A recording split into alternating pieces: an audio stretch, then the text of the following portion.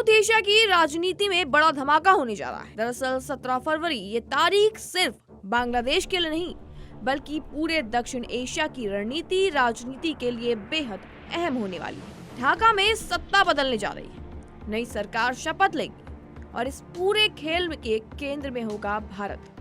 कैसे, आइए आपको बताते हैं। दरअसल बांग्लादेश नेशनलिस्ट पार्टी यानी कि बीएनपी के नेता तारिक रहमान 17 फरवरी को बांग्लादेश के नए प्रधानमंत्री के रूप में शपथ लेने जा रहे हैं। 13वें संसदीय चुनाव में शानदार जीत के बाद अब सत्ता की चाबी उनके हाथ में है। सुबह नवनिर्वाचित सांसद शपथ लेंगे और शाम को नया मंत्रिमंडल बनेगा। शपथ ग्रहण समारोह ढाका के संसद भवन के साउथ प्लाजा में होगा और आपको बता दें कि जहां मुख्य चुनाव आयुक्त AMM नासिरुद्दीन उन्हें पद की शपथ दिलवाएंगे। लेकिन अब इसमें सवाल ये उठ रहा है कि बांग्लादेश के इस ऐतिहासिक मौके पर कौन कौन ढाका पहुंच सकता है। तो आपको हम बता दें कि शपथ ग्रहण समारोह के लिए 13 देशों को न्योता भेजा गया है, जिसमें सबसे पहला नाम भारत का है। उसके बाद चीन, सऊदी अरब, पाकिस्तान, तुर्की, UAE, Qatar, Malaysia, Brunei, Sri Lanka, Nepal, Maldives और भूटान भी इन सभी न्योतों में शामिल है। लेकिन इस सब में सबसे ज्यादा चर्चा है भारत की। बीएनपी ने भारत के प्रधानमंत्री नरेंद्र मोदी को खुद न्योता भेजा है। ये न्योता सिर्फ औपचारिकता का नहीं था, ये एक रणनीतिक और राजनीतिक संदेश भी था, एक संकेत कि ढाका की नई सत्ता दिल्ली के साथ रिश्तों को किस दिशा में आगे ले जाना चाहती है।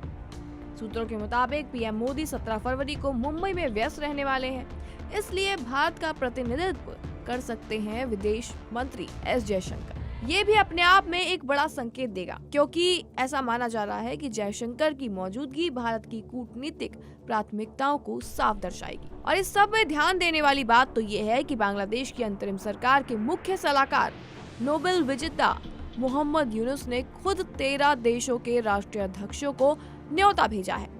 यानी ये सिर्फ शपथ ग्रहण नहीं, ये एक क्षेत्रीय पावर शो भी है। अब सवाल उठता है, क्या चीन का प्रतिनिधि भी पहुंचेगा? क्या पाकिस्तान से कोई बड़ा नेता आएगा? और क्या भारत इस नए राजनीतिक समीकरण में अपनी पकड़ को और मजबूत करेगा?